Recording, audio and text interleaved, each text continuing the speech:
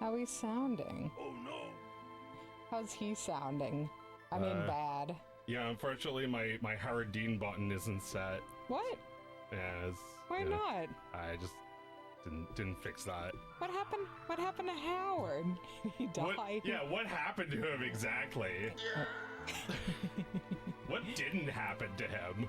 Yeah, he got fucked. Howard who? Yeah. Howard Hughes. Howard Scream. Yeah, I got that. Wait, no. Where is it? I have the Howies. That's it. Yeah. It's Howard enough. Yeah. All right. So, no! Sound is too low, like always. Wait, sound on what? You have to be more specific. Why don't you just turn the sound up on your device? Right, if the sound is too low on everything, that is a problem with your computer. No, I think the streams might be kind of like low volume. Are we quiet? Are we quiet? No, Meredith, we're not quiet. That person says that every time. Mer could be louder. Well, here, let me bring it a little closer. How's that? Does that sound better? How do I sound? Delicious. Does it sound better? Is this better? I'm trying here, okay? I'm fighting 2 Tyrannosaur in a pincer attack. Yeah, you have no weapon. I have no weapon. I'm dead. He kills me instantly, every move. Ba.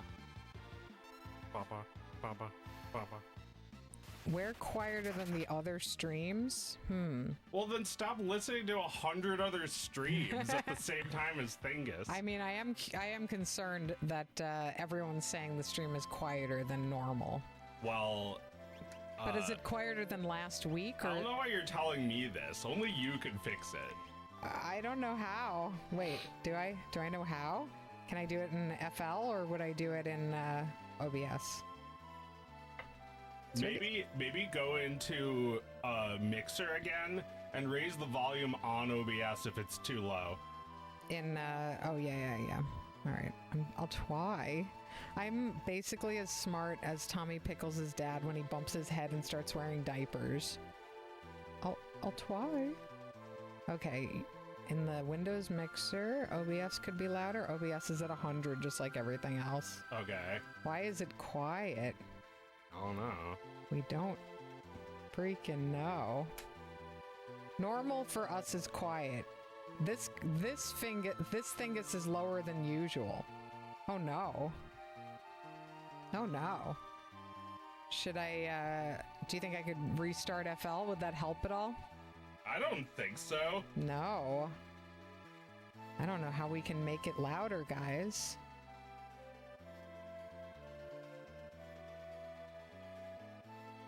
Yeah, I literally don't know how we can make it louder without really getting into the settings. Yeah, it's low. It's low as fuck. It's low as fuck. Do something! I'm like the wife in the Truman Show. Yeah, maybe we could scream. Yeah, what can we do about it? I really don't know. Like, I don't know anything about the FL setup. If you have a guess, then... yeah, maybe we can, like, turn something up on that, like our microphone. Yeah, you want to give it a try? Want to try it? Does that do anything, what Joe just did? It definitely outputs louder to me. Yeah, it's like peaking. Yeah, it's peaking. Did that change anything on your end? Oh, yeah. Okay. They said that's better. It sounded bad to me. Hold on. Let me test it. Maybe if you just turn it a little up instead of, like, totally up. A little? Up a little? How's this sound? How's any better? That? It's not. Good? It's not turning. It's not peaking there. It sounds okay. Better? Better? Okay, great. Hooray! They're saying it's better. Hooray! What about the game? Is the game okay? I mean, I think the game is gonna have to stay the way it is. Game's okay. Then we're fine. Sure. Thanks, everyone. So, A real let's see. fuckus of a stream. Yeah, no, already fucked. Already ruined from the start. And so what the hell is up? Well, man, what the fuck's going on? I'm being a funny podcaster. I mean, you have to be more unfunny to be a funny podcaster. You have to say fuck more times, Yeah, so what the that people fucking think fuck? you're an adult. Yeah, no, it's really, really grown up to podcast. And that's what we're doing. We're being adults in our house full of video games. Yeah, we're adulting in our video game house. In the room just for video games in our house. So adult. So, if anybody knows anything about Final Fantasy III, you're probably looking at what I'm doing here and thinking, what the fuck? If you don't know anything about Final Fantasy III, or you weren't paying close attention, then you probably didn't notice anything. But let me give you the Meredith is story. making the dinosaurs extinct. She's helping. She's doing her part. You still need to kill like 60 billion more before they're extinct, but you know, they've been ruling this earth for hundreds of millions of years. There's lots of them. It's not like they're just going to disappear. No, this takes forever. You have to get all of your characters to level 50, and then they finally become extinct. And then you get the magic potion that'll revive General Leo, but only in the Japanese version, which I have. But it also revives the dinosaurs, because he was a dinosaur all along. General Leo? I think I'm beginning to understand. Let me make sure everybody's got a good magic, working on a good magic. Oh yeah. I'm missing a lot of espers. I haven't really gone on a major esper quest this time around. But me and Oscar have been playing this game together for months. And we are just about ready to fight. Spoiler alert. Mute your game if you don't want to know that Kefka is the final boss. They don't know who that is.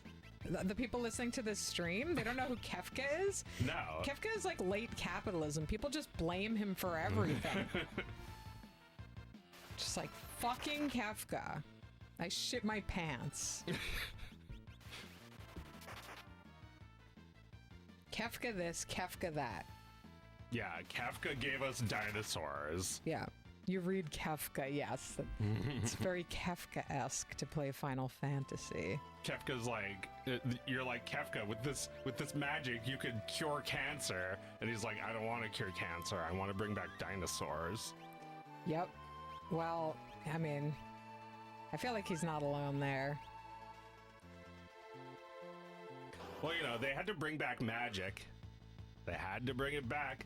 You had to bring it back, Walter. You and your pride and your ego. Just had to bring back magic. Yeah, I mean, Magic was, well, when we started this game, Magic was already not doing well. Polly, I'm going to call them by the names my son chose. Polly was enslaved by the biggest empire in the world, being forced to do their bidding for their army. And she was using magic to, to just fry an entire town who wasn't complying with the empire. And she kept on, accidentally breaking from programming and killing a bunch of the Empire's soldiers. And eventually that happened, and she was rescued in the chaos by a member of the Returners, which is a rebel group who want to destroy the Empire.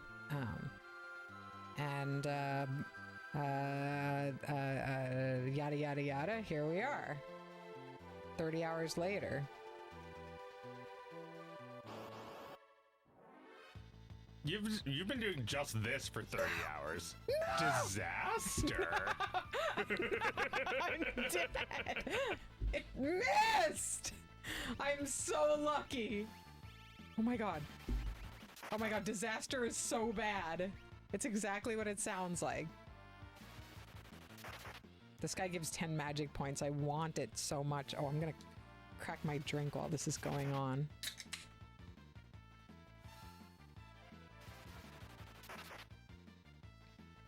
Ah!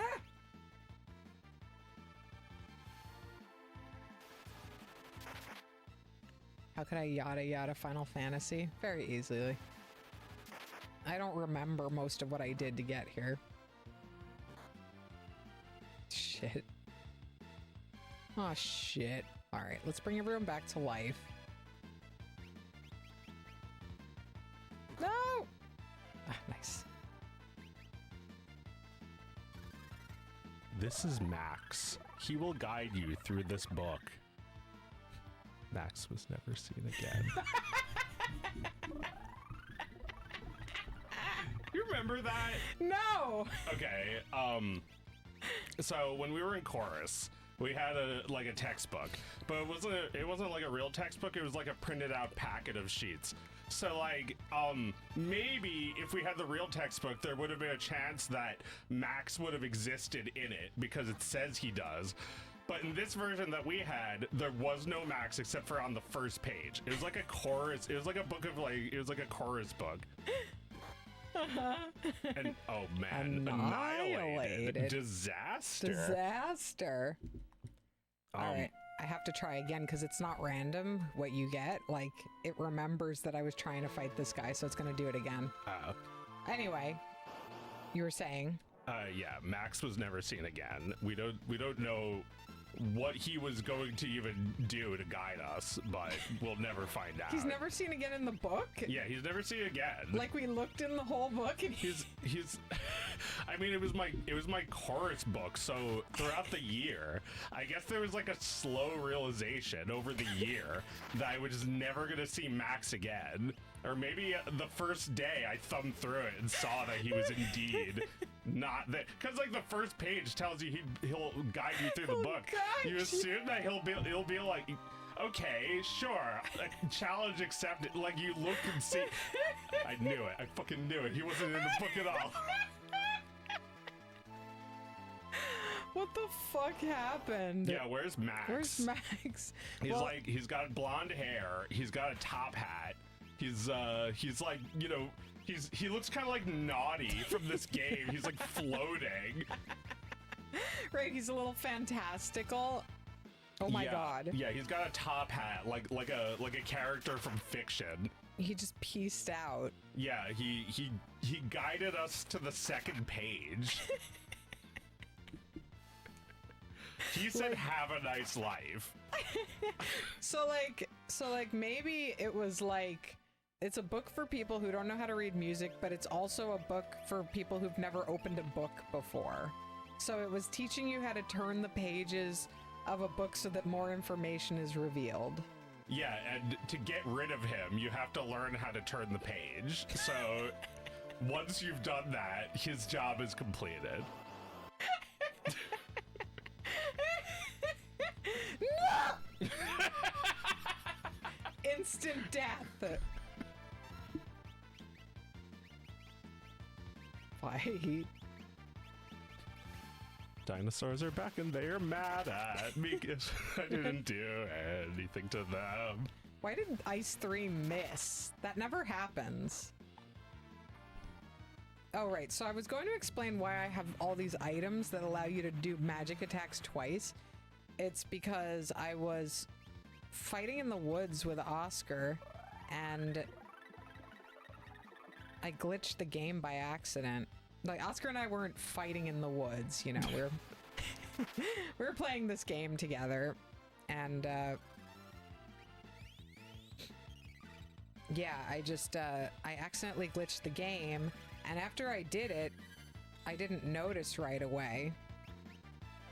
Oh, damn it. Damn it. No! But that's awesome. Like, we didn't even know about that glitch. No.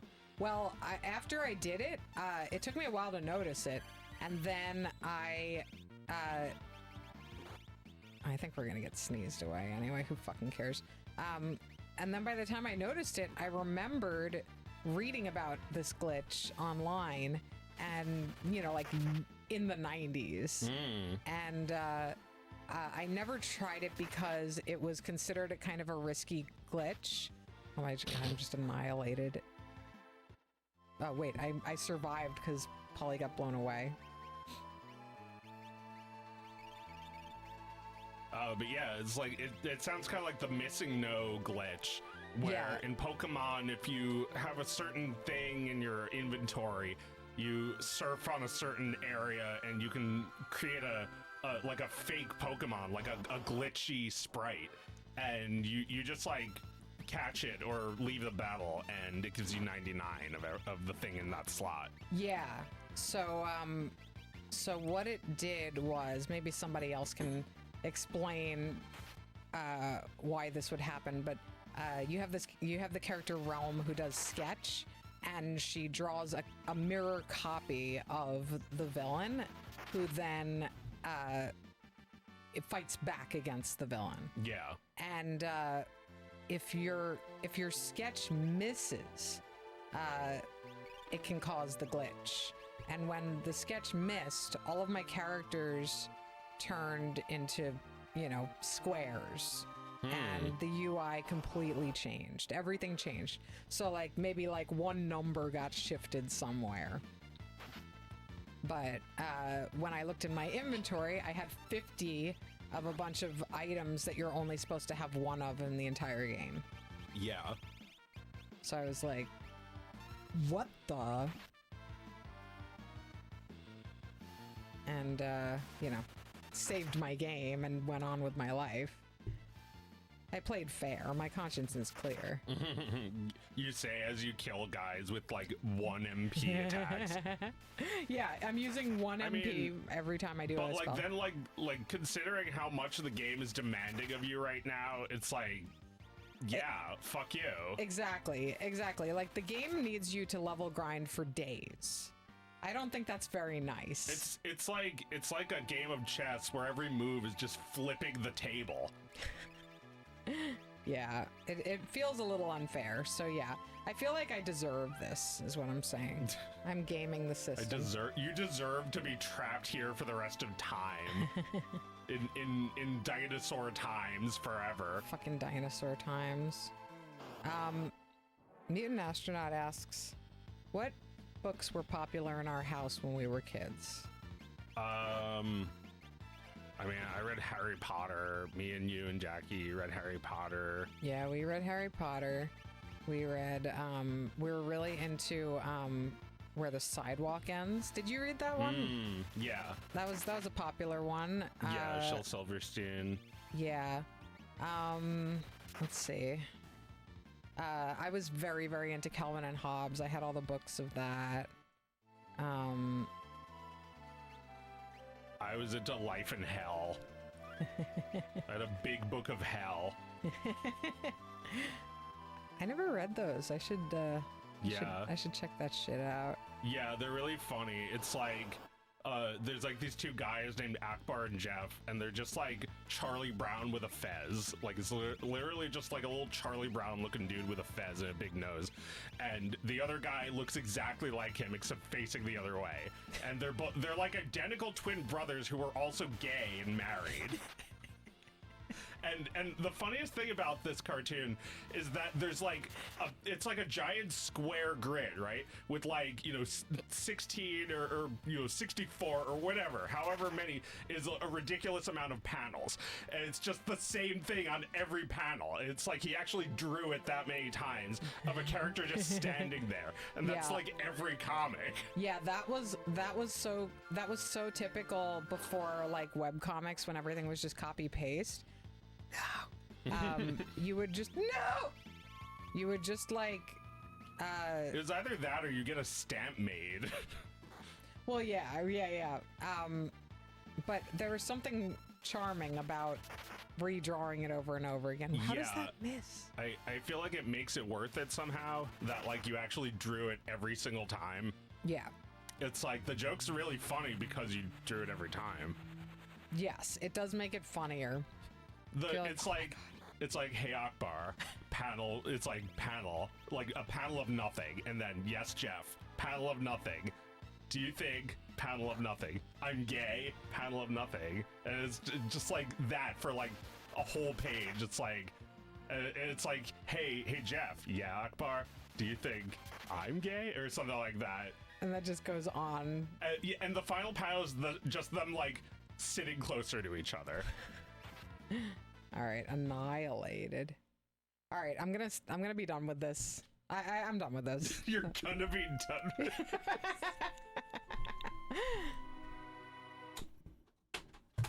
Bye-bye. I wish to be done. Yeah, it's like when a kid doesn't want to finish dinner. Can I be done? Can I have the controller? Oh yeah.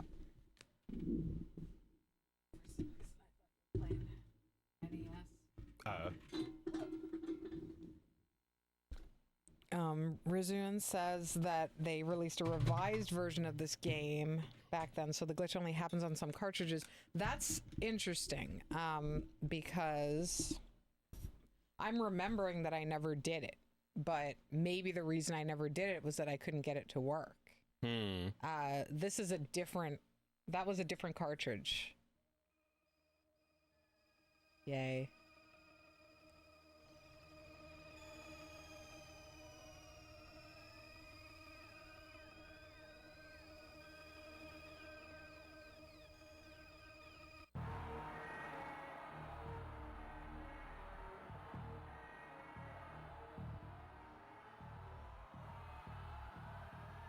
So how do you pronounce it? Gigas? Gygas? I always thought Gygas.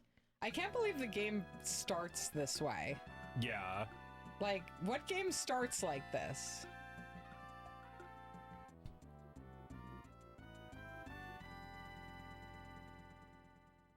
Incredible.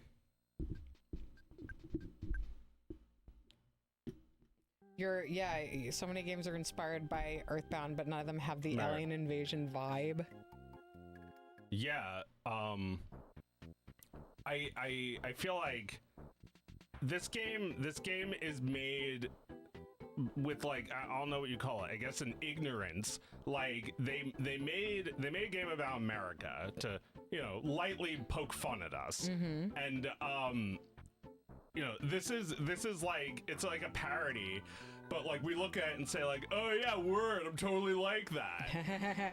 Right. It's like, yeah, that's what it's totally like, man. Yeah, like the skateboarding kid that's just fighting you with all his pogo stick punk friends. I hate them. This is the hardest part of the game. You just have to like grind until you can beat these guys. Just like in real life. No.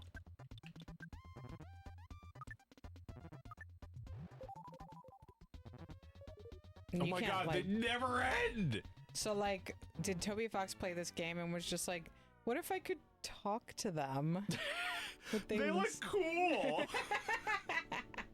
Maybe we can be friends! Did you die? You're already dead? I was so outnumbered! What do you mean? That's really unfair for so early in the game. Well, yeah, I hate this part, but once you get past it, there's not a whole lot of grinding. I see. Ugh, so fucking annoying. Even if you think you can get just one of them at a time, they'll just call for help. It's like you're supposed to like save the world from aliens, but like you got bigger fish to fry. You got kids on your street that are gonna kick your ass. Yeah, I can't even get out of the kiddie pool.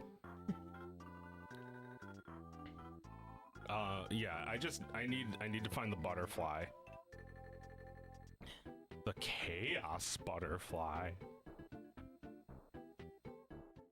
That'll tip the scales, right? Lopsy says their demo is going to be done in a few days. Whoa.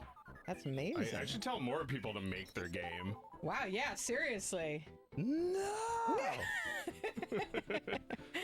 Yeah, no, I think so. I think we got to start Thingus Game Club. Why don't we host a game jam? Oh man, that'd be cool.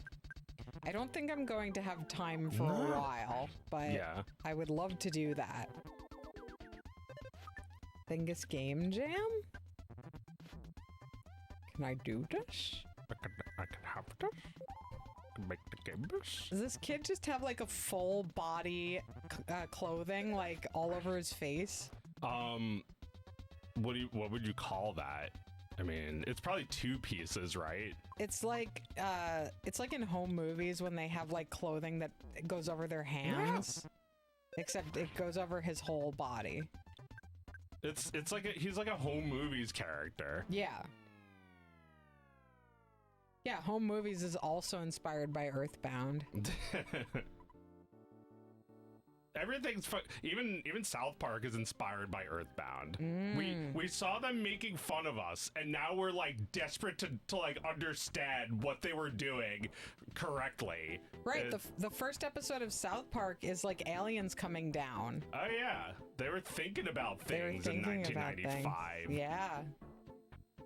This game is what I think of about like the alien stuff is like it seems kind of like an outdated idea of America, like a 1950s America. It's like, America? You mean the place where the cows are getting abducted by aliens? Right, that like aliens, like this is a regular occurrence for us. Oh yeah, no, it's such a weird thing that, you know, I've never experienced as anyone but an American, but like it does seem like aliens are a strangely American thing.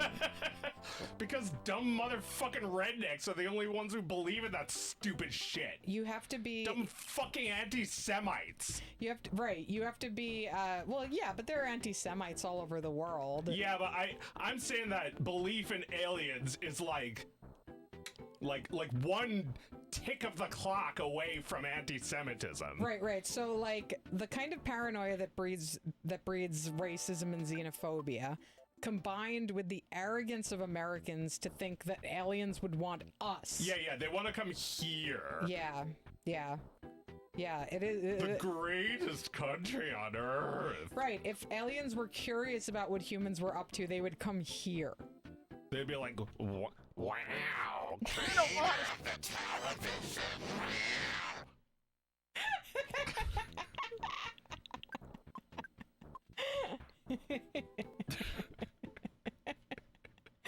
Yeah, they'd be really impressed, and then they'd want to smoke our weed. I know why they're here.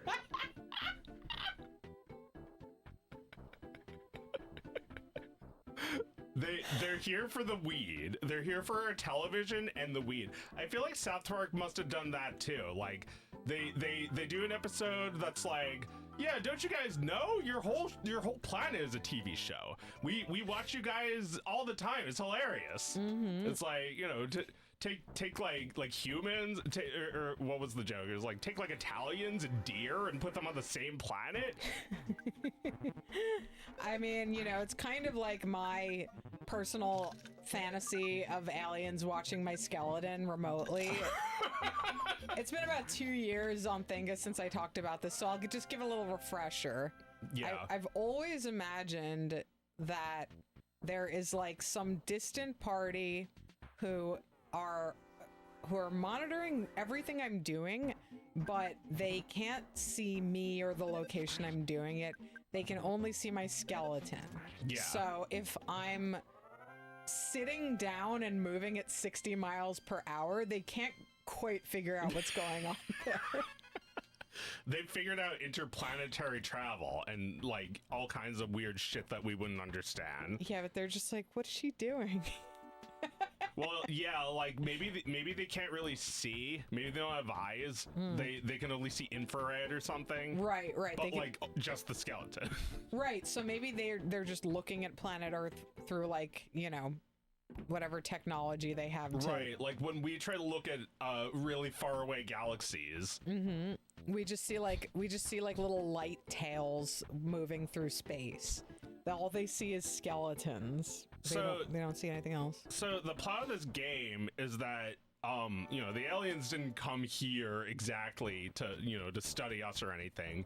They came to kill Ness because there's a prophecy that he'll destroy Gygus. So that's the only reason they're here in this game. They're here to keep that from happening. Oh, so he just needs to save himself then. What do you mean? Well, he needs to destroy Gygus. Yeah. But is Gygus a threat to anybody else? Gygus is a threat to, like, all people, all planets, and all timelines. I see. Because he can travel through time. I see. And he's evil. Well, I mean, maybe he's cool. Maybe you could be friends with him. Maybe everything could be fine. You can bargain with him. You can have a little sit down, a little chat. Yeah, we can talk about our feelings.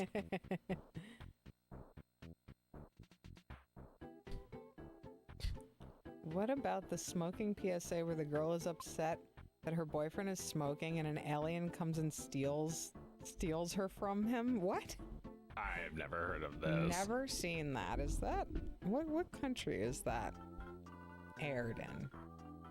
I've never seen that. Mara, stop touching the mic so much. Sorry, I'm getting so mad. Sorry, I just keep needing to adjust it.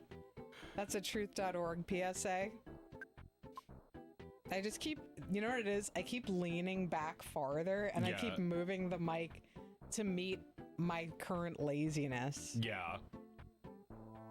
Sorry. I'm pulling the mic closer. I feel like I can't get close enough to this thing. No. Up my nose. Is that like CG? What era is that where the alien comes and takes the boyfriend, or that takes the girlfriend away? Yeah, it doesn't ring a bell. And then, I just remember the commercial where the dog is like, I wish you wouldn't smoke weed. Really? Yeah, it's like a talking dog. It's like sad. It's like a creepy CGI mouth dog. The dog is sad because it gets a contact high every... No, he's like, you're just not the same when you smoke. And I miss my friend. Oh man, that's rough. That's harsh. Yeah. This was 2000s shit. It's just like, dude, just like, let me just like, don't make me think my dog is judging me. Yeah, the dog doesn't care. The dog thinks it's Pop-Tarts. Can I have some? Wag. Yeah, the dog's high. The dog's high. Please don't get me high.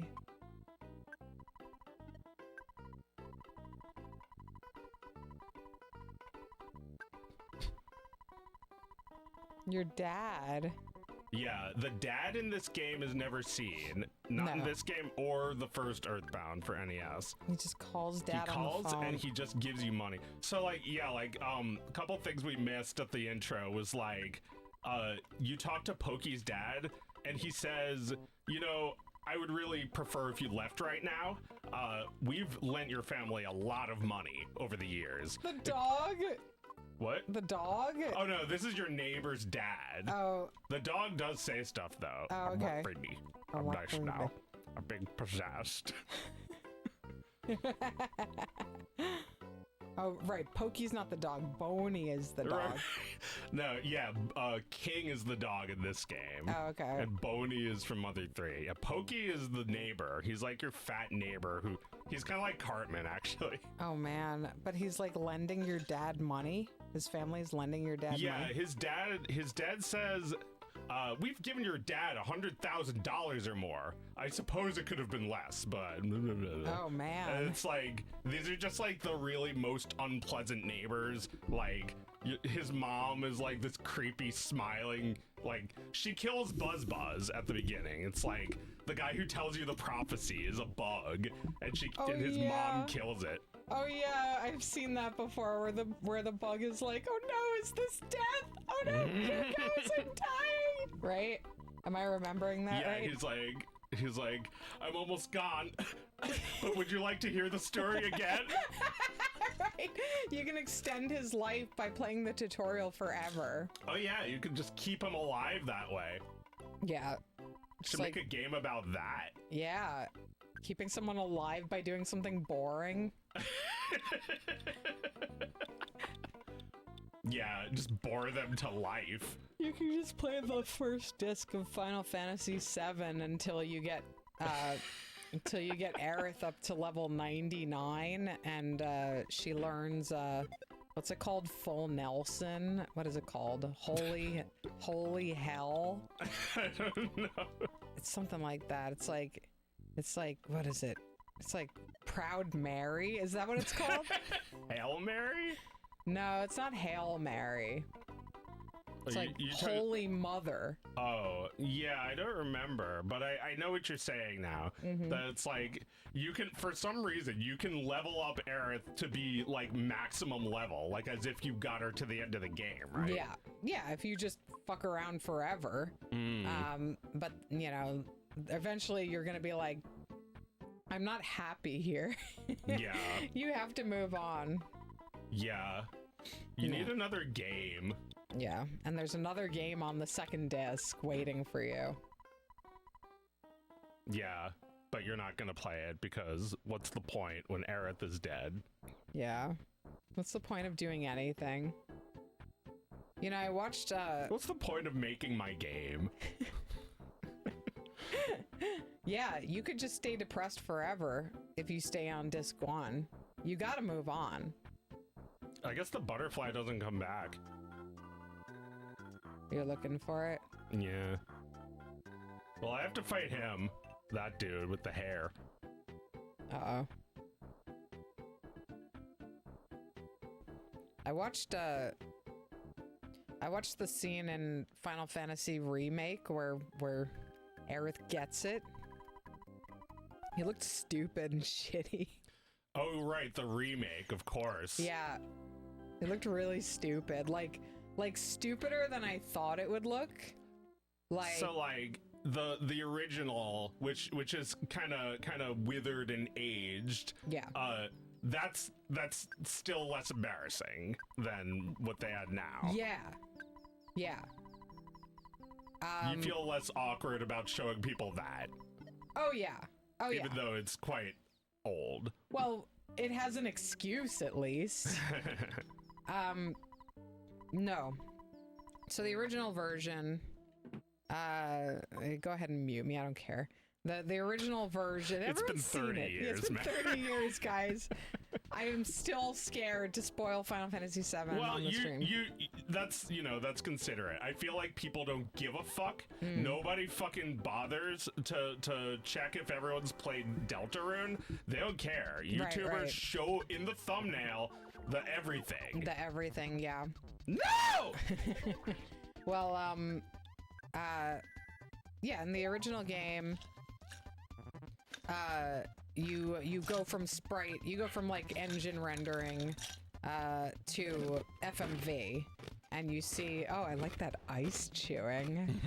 What a treat for the stream. A little cold, refreshing treat. It's so hot. Is my AC running? No. Oh, excuse-moi. Let me fix that. My God, this stream is just noise. Oh no, my AC is running.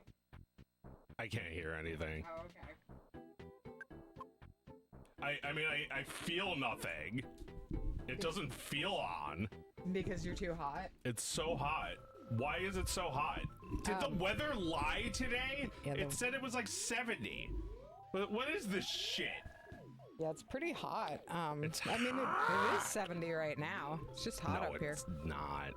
Jesus, what is this lying? They're trying to boil the frog. They're trying to like, pretend that it's not too hot. Yeah, They replaced all the accurate weather reporting stuff with AI, and now it's pretend.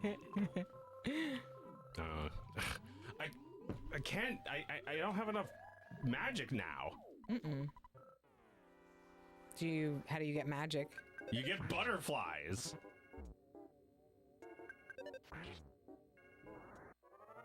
So, the entire death sequence is FMV in the original game. Okay. Aerith is praying, and you can kind of imagine what the models looked like. They looked a little bit. They looked Cool for the time. They looked like Reboot, you know? Yeah. They look like Reboot, but grainier because they're playing off of a CD. And she's praying, and then the camera moves up, and you see Sephiroth falling from the sky, and then like a close-up on him with his sword pointed down. And then you see the sword go through her, but it basically just looks like a 2D object going through a 3D object. It passes through her. It's bloodless. And then like the upper half of her body like falls, like goes limp, which looks pretty mechanical. And then her whole body falls to the ground, and they up the quality here for a moment because it's really close up. So you see her hair kind of like falling in slow motion in waves. Yeah. And the little a little like charm in her hair that like represents something like falls out in slow motion, and we watch it bounce away, right? Yeah. And you don't see Cloud at all reacting to it in the FMV. You just see his sprite afterwards when she's already lying on the floor. Like, that's all you get. So really, you only have to deal with a few seconds of, you know, cringy, outdated 3D animation, but all of it is like very clear. It gets the point across. You see exactly what's happening. So you can feel it. I think it's possible to feel it, even if, you know, you didn't see it when you were a teenager in 1997. I think it's still possible to get a feeling from it. Oh, I'm just talking about Aerith again. The same shit I'm always talking about. Anyway, in the new game, they try to subvert it. They try to subvert your expectations. So, she lives this time. Yeah. And Sephiroth comes at her with his sword, but Cloud is there to like deflect him with his own sword. And then he slides off to the side, and you think he didn't get her, but then you see blood run down his sword anyway, and then she falls over. So like there's no impact, and it doesn't make sense. You don't understand how he stabbed her with his sword.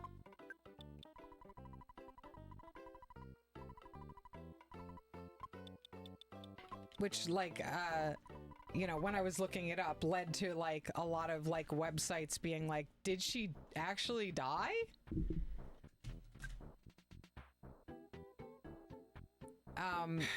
You can't do it. You can't do it without... No, I'm just mad about what you just said. I'm still processing it. It's like, guys, make your own work. Yeah. I'm going to kill you if you don't make your own fucking work. This is not culture. This is an ad spiral. We have cancer. This is the end of the fucking... Look. We need to honor these things, not milk them, not pervert them. I'm so mad that happened. That they tried to make it like, why even bother making it any different? Like, just release the game. Why even remake it? None of this makes any sense to me. Yeah. Oh, and there's a little more if you want to hear. Yeah. So then, like, you know, Cloud reacts, and it's all like, you know, PS5 rendered close-ups of his face, which looks stupid. Yeah.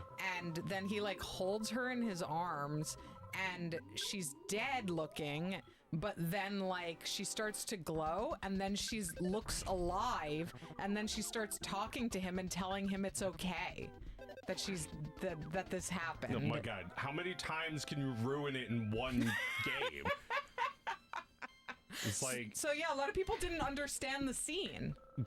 Oh my god, just like go back to 8th grade if that's what you want so fucking bad.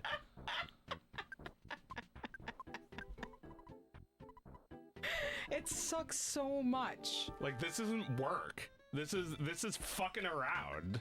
This is like a make work program for like the people at Squaresoft. I guess they don't have any other games to make. They have plenty of other games to remake, like all the other games I care about, like Mario RPG. They're remaking, did Square remake Mario RPG? Yeah.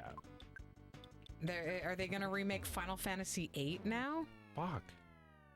I mean, the thing. I mean, you know the answer, don't you? They're gonna remake it if they remember they own it. Are they gonna remake Rad Racer or World Runner? I think you know the answer. Do we own it? Yeah, exactly. Do we own that? They don't even know if they own it. They don't. Right. They don't know if they own Final Fantasy VIII because there hasn't been a critical mass of people my son's age growing up to be obsessed with it. Yeah. That's gonna happen. And then they're gonna remake it. And the thing is, like, they're not even done remaking Final Fantasy VII yet. Yeah. There's more. Oh, that's right. It was like in chapters. It's in chapters. It's like a multi-decade thing. Yeah. Everyone's gonna be dead before it's done. Oh my God, yeah. Your intergenerational trauma. I mean, game. My cartoon, my kid's cartoon about intergenerational trauma with Latinos. It's really good.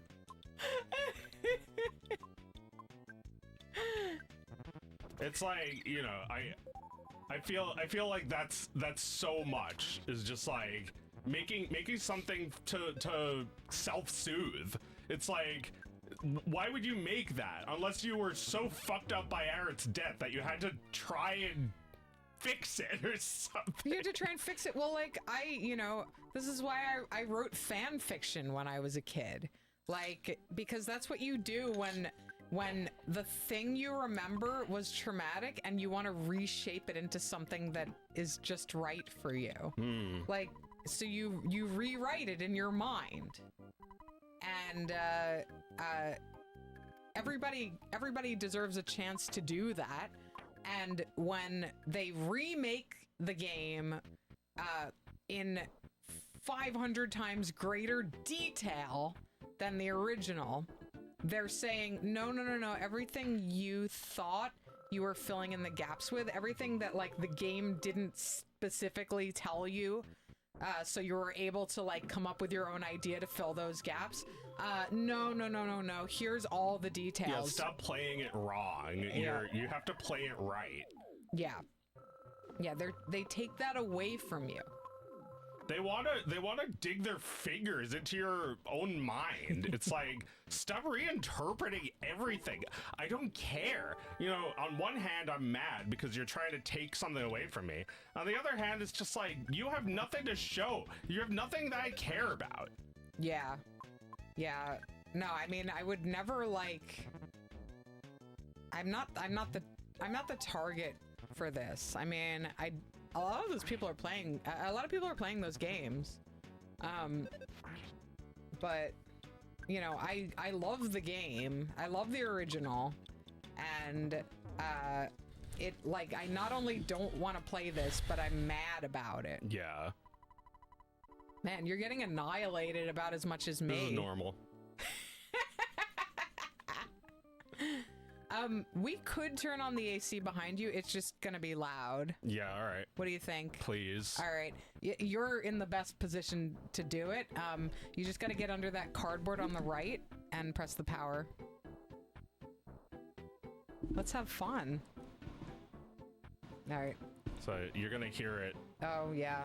Yeah, let's maybe move. That might be quite loud. Let's see if it settles down. What do we think? Just when you talk. It's when I talk? It's just when anyone talks. You're not hearing it? Well, that's fine. That's good then. Yeah.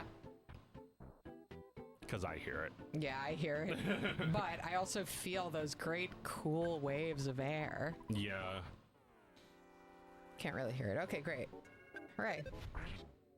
Now Joe can live. Sorry, Frank. I guess I can't just, you know, go up to you and beat you. I have to kill your whole family first. Just like when Cartman kills that guy's family, that kid's family. Yeah, Scott Tenorman. Scott Tenorman makes him eat them. Yeah, he feeds them to him. That was another thing that they horribly tried to reinterpret for us. They made an episode where it's like, oh, turns out Cartman's real dad was Scott Tenorman's dad that he killed. What? No. No. Cartman's dad is his mom. We all know that. Yeah, and it's a joke, Yeah. which it's meant to be. But now it's like, if you try to look up the Cartman's dad episode, all you get is Jack Tennerman. Oh, It's I like, hate that. Yeah, I hate that. Oh, I hate Someone that. needs to do something. Someone needs to do Do something. something! We're really thinking about Truman's wife from the Truman Show tonight. Yeah, Truman's wife who just screams do something, and he's like, who are you talking to? You know what? This creepy fake wife. I made macaroni. Oh my god. His wife who's like not even married to him for real. She like goes on vacation sometimes to her real life Yeah. and is not married to him. Man, imagine being that lady's husband. It's like, oh, you do what you gotta do. I'll be watching. I'll be cheering you on. And he's, he kind of like gets off a little on it. Oh, he's yeah. like seeing her with Truman. Yes. Yeah, I know. He's a power cuck. Yeah, no. Maybe she's married to the director. She's married to Christoph, who also sees Truman That's as sick. his son. Yes. He's what a pervert, like Christoph. Oh, He should be yeah. in jail. Oh, what a freak, right? What a freak, Christoph. I mean, that's basically me. That's basically you. That's basically like all of us who have our own fictional world. I know. We're dictators. We're dictatorial. Yeah. They have no rights. Yeah.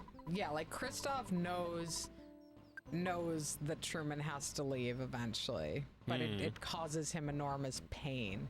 So he tries to put it off in spite of himself. And then he almost kills him.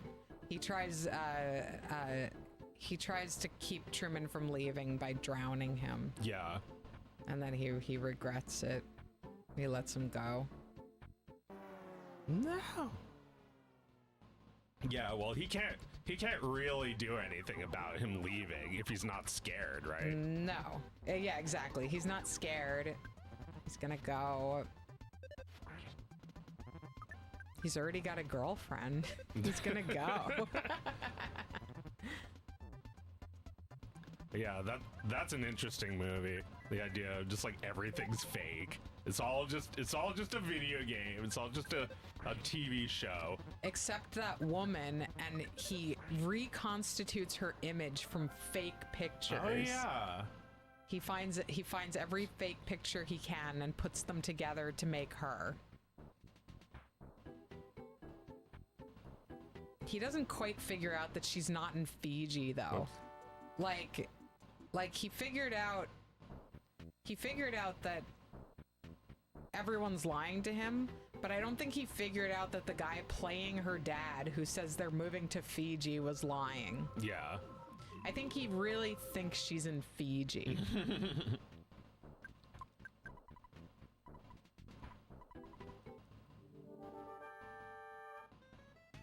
Alright. He is toast this time. I must. You've got I him. simply must. Got him. No! God damn. The game really makes you try this much? I have to kill more sharks. There's no other way. Damn. Wow, we're just dying in RPGs tonight. Dying and killing everyone. Yeah, I dread the day that my own fictional world grows outside of me into something bigger than me, and doesn't seem to want to be mine anymore.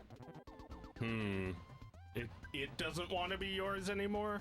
Well, I think when something catches so much in people's imagination, it's kind of decided independently of you that it belongs to everybody now. Whether the thing decided that or not. Yeah. You know. I don't know about that. The maybe a person picked it up, like in that comic we were making fun of. That person saw more potential than even the creator. I think about that sometimes. Yeah. Oh yeah. You want to talk about that comic? I mean, look, I don't want to pick on the guy who drew this. He seems like a nice enough guy. I just saw the the comic, and it's one of those comics that's just like, it's just like there on social media to like inspire you. And it was like, one cum guy.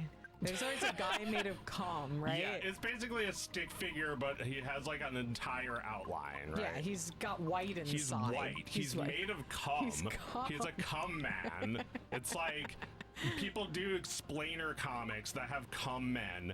A guy lived out his fantasy of telling Miyamoto that he doesn't think he's cool anymore, drawing himself as a cum man. And then does he draw Miyamoto with hair? Yes. Yeah, he draws him as a regular person, and he draws himself as a cum man. Oh, I see. Yeah. He's a cum man. Well, yeah, because they all internalize Scott McCloud's advice that you like, if you simplify a character, people find that it resembles them more. So cum man doesn't even have any clothing or any hair or anything. He's just made of cum like us. He's made of cum like the guys from Bone. Yeah, exactly. They're bones. boners made of cum. Yeah, the Bones are the original cum guys. Yeah. For sure. But they're distinctive. The cum guys have no features. Anyway, cum guy is poring over his artwork, and in his head he has the beautiful swirling colors, but he's mad at everything he puts down on the page.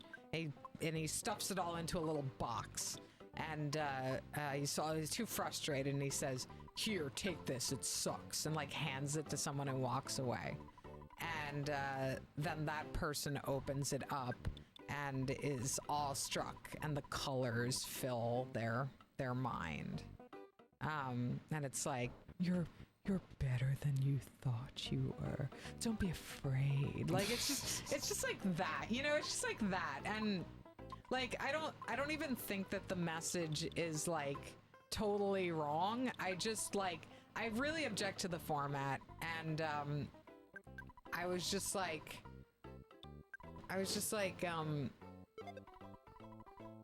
looking at that, I was just like, if you say to somebody, take this, it sucks, they're not gonna open the box. They're gonna be like, it sucks? Oh, I don't want to see it. People are very persuadable that way, and they also have very limited time. Yeah. People don't just pick up an empty box on the street expecting it to be full of anything but shit. You need to scream in someone's ear for months to get them even a little curious about what you're up to. That's just the fucking truth. Yeah. It's like, it's never the first time you hear about something. It's always like the seventh. It's like Hitler always says. When you have... If you hear about a game 7 times, you'll think about watching the trailer. Yeah. It's like Hitler always says. Words to live by. Play my game. No? Okay. Yeah, it's just like, I think maybe this comic would have meant something back in like, 2007 or something, when websites like StumbleUpon existed, where people were just like, the internet was so small that people were just willingly going to a random website, and they wanted to uncover some weird artifact. And like, there are still people who want to do like internet archaeology and stuff, but they've got quite the backlog, They're still exploring that one zip file with all the GeoCities websites in it. And it's going to take them the rest of their lives. There is nobody who has the time to just look at some random thing that someone shoved in their face ungratefully and said, it sucks here. Well, yeah, like you have to be a little bit more grateful of your audience for them like checking out your work. Yeah. I mean, the idea is like the guy is so frustrated working on this thing. He's mad that like he can't really condense all of these big ideas. And then like it turns out he was able to do it and just had couldn't see past the problem. But to me, I look at that comic and think, hey, it reminds me of a comic I drew. It reminds me of the fucking 2 cakes thing that I forgot I made. And even now, I'm not totally sure I did. And it's like, people have shared that 100 million times online, and it has the exact same message as that new comic. It's true. It's true. All the people can see It's like, is that it was 2 cakes. Oh wow, the audience actually appreciated it more than you thought, maybe more than you. Yeah. It's like, how nice, 2 cakes, but you know. Yeah, you did it a little more succinctly, I think. Yeah, I looked at that and was totally baffled. So I made an edit that was just history of the chair. History of the chair. It's like, there's so much going on in this. It's just history of the chair again. Yeah. Rizuan says they've seen the Scott McCloud panels reposted so much. Do you think it's good advice? I'm dead. All right, so you know how I feel about advice, right? I guess I talk about it a little on this stream. I talk about it a lot on my dev streams. Yeah. So I believe that advice has 2 categories. Advice, the majority of advice. Okay, all right. Let me go with the minority of advice first. I would say 5% of the time, advice is when somebody has gotten themselves most of the way there and are worried about one particular decision, and they ask for advice that might give them a little extra perspective so they can make that decision. That happens 5% of the time. Most of the time, when people are looking for advice, that's not at all what they want.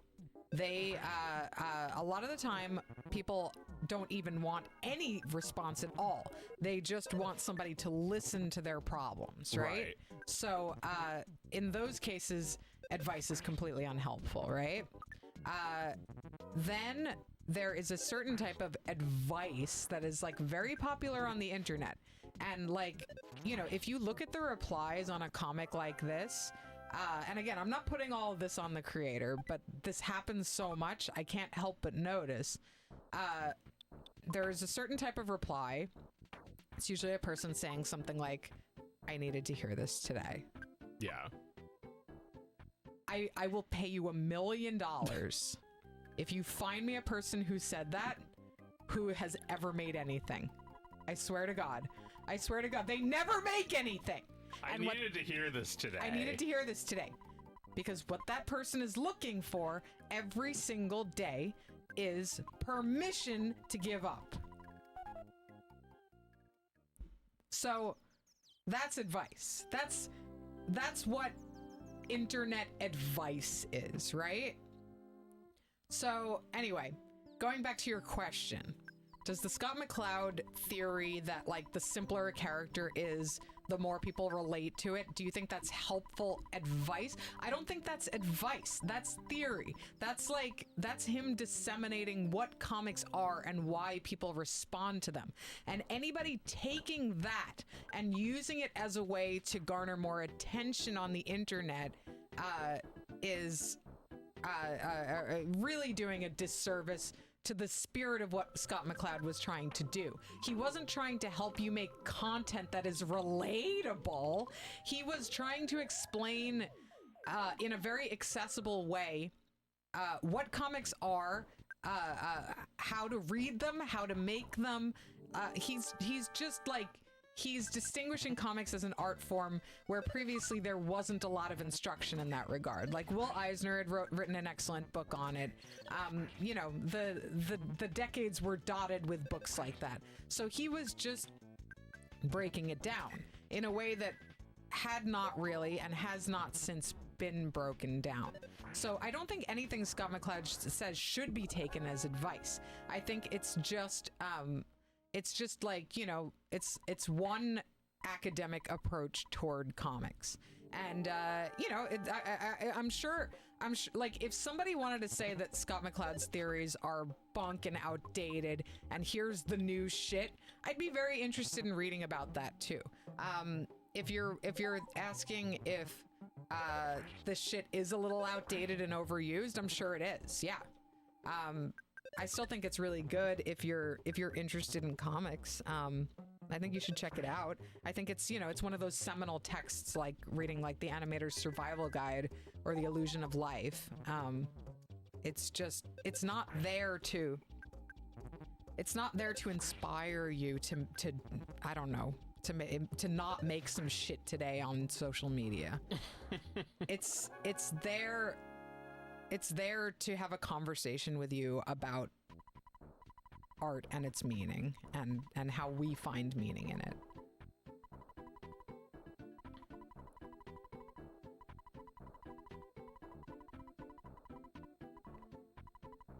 Oh, I'm glad you liked that answer. Thank you.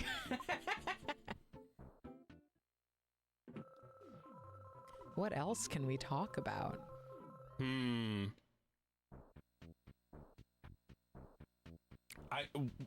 on. Let's not move on just yet. I'm still thinking about it. Okay. It's like, where were we? You said, oh, just that, Scott like McCloud. Scott McCloud.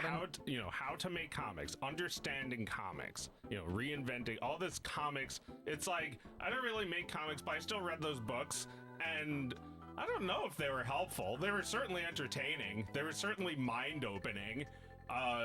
The advice that I may have needed back then, I wasn't really able to get. I bought Joe Murray's book, How to Make Cartoons with Character. I didn't really get anything out of it. I kind of had to figure it all out. I figured it all out. It's instinct. It's natural to figure out how to make stories and characters and stuff like that. You don't need advice. You need to be able to recognize things. You need to be able to pay close attention. And you also need to be really patient because it takes your whole fucking life. Yeah, it really does take a long time, but if you like it, then you're gonna do it. I mean, yeah, that is the other thing about academic texts like that, is that's not really a place where you should build your foundational knowledge about comics. You can build on it. You'll read it and you'll be like, oh, that's interesting. I never thought about that. But the book is not your toolbox for making comics. If you use it that way, you're going to make very boring academic looking comics, and Drawn and Quarterly will be signing a contract for you tomorrow. So yeah, I've been thinking about how I asked you for advice, and it was a really simple thing. I was just asking when you do the music for your game, how do you approach this or that? And you didn't feel weird about giving me the advice, but that's because you knew my game was real. You didn't think of it as that game Joe's been talking about his entire life. Yes. You've got to be most of the way there. I was almost done. Yeah. And, a lot of it falls on me. I'm not asking you to do it or anything. Yeah. Well, that's the thing. I feel like, at this point I can kind of tell the difference between asking for advice, the 5% slice. Yeah. And avoiding doing. Avoiding doing. Yeah. Well, I avoid too. It's easy to avoid things you don't want to do when you're doing game dev because there's a lot of stuff to do. So you can switch to programming, you can switch to drawing or music or whatever you want when you're sick of it. But you got to do something. Well, yeah, we talk about all the time how you come up with a cartoon or a game or something cool, and then it's just it's fun coming up with that, and then it's miserable finishing it. Yeah. And it's by the time you're almost done with it, you're depressed because you're already thinking about other things. Yeah, that's where I'm at right now. I'm depressed. Yeah, it's tough. I can see it. Yeah. You've been talking about it, and now you've been talking about it with a release date, and that release date keeps creeping closer. Yeah. And some days I'm just worried about the release date, and some days I'm not worried about it and I'm just not stimulated by the work, and it's not challenging in a fun way anymore. It's just hard. It's just trying to get it all done. And I haven't just like lit up a joint and filled a sketchbook with ideas in a really, really long time. My creative process is dormant right now. I'm using all of my brain power for mundane things and project management, and at the expense of like any new inputs. Like I don't like I was saying this on my stream earlier that you know I don't have any hobbies right now. I'm just working with every free hour I have. You know, I'm able to like balance life with work, but you know, really just to the extent that I'm like spending time with my family. I'm not really able to like spend any time alone with my own thoughts that aren't dedicated to the game.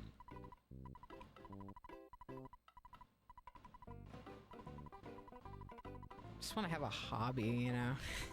Yeah. Well, yeah, we were also talking about how, like, you know, when you're working too much on fun, it like stops being fun. It's like the fun has been lost. Fun has been lost, yeah.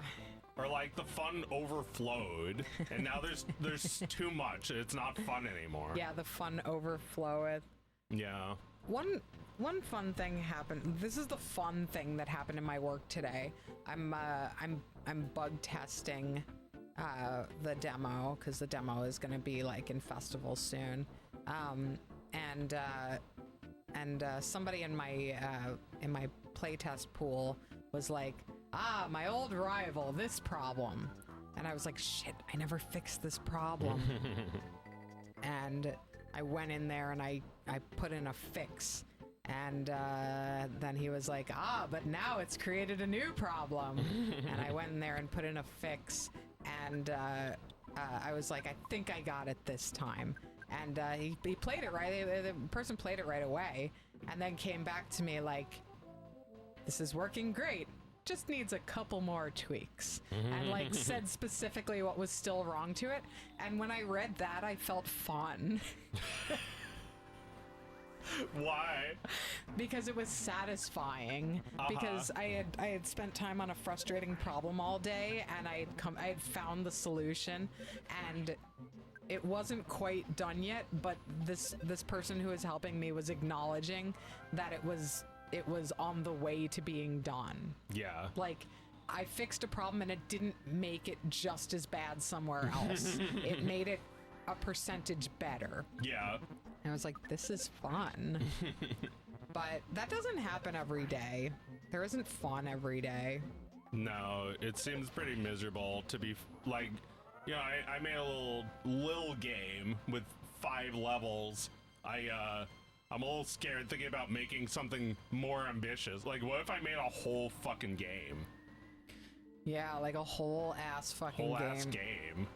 Yeah, I've been thinking about it. Yeah. That's so cute. I love his 2 different color eyes. Yeah. I've been thinking about it because, like, if I make another game, then by the time I'm done with it, I'll have been spending over a decade on games. Yeah. So? It's just, I don't know, there's something about a decade.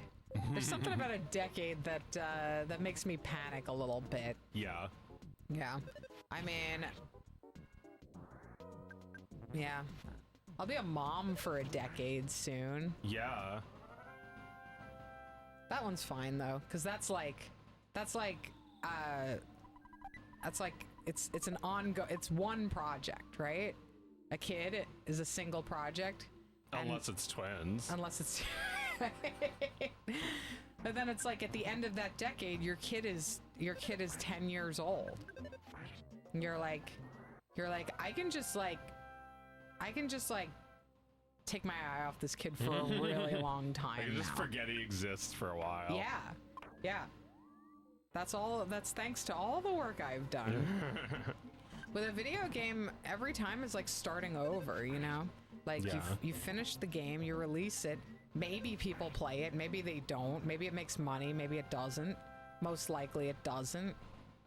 And then, you know, you release it, it gets a reaction, and then you fall into a state of malaise when the reaction stops coming. And then you're like a junkie for it. You want it again. This has got to be related to the thing you were just saying about people who never finish anything. That like you get kind of addicted to the idea of people knowing about your game until you kind of just hope they forget about it. Because you already got the feeling that you wanted out of them by, you could have just showed them the finished game, but you didn't. Yeah, you didn't show them the finished game. And that's too bad because they're actually not getting anything. Like all they're getting out of what you're showing them is like a little bit of excitement and imagination for what it could be. They're imagining just themselves. Like that comic. It's like, it sucks. You do it. You finish it. Right. You figure out you fill in all the gaps. Because, like, that's what people will do. They'll create a vertical slice of their game just so you can see, like, 2 seconds of it. And then you can just imagine the whole game finished. But yeah. The ants killed you. Yeah, they got me. Yeah, I mean, you can just do that. It's just that long term, you're not gonna like. No one's gonna come up to you in 10 years and tell you that meant so much to them. You know? Yeah. Do you want I really needed this today, or I really needed this 10 years ago? Yeah, I think that's actually something. That's something. It's like, the longer you're wrenched, the more torque you get. So like, imagine a wrench that just goes across the room and you just move it a little and you have so much torque with that long wrench. Oh man. Yeah, no. I needed this today. Who fucking cares about I needed this today? You're dealing with junkies on the internet. There's a lot of addiction where, whether it's porn, which is the #1 internet thing, or I just really needed this today. Just haven't even let go of his dick yet. Yeah.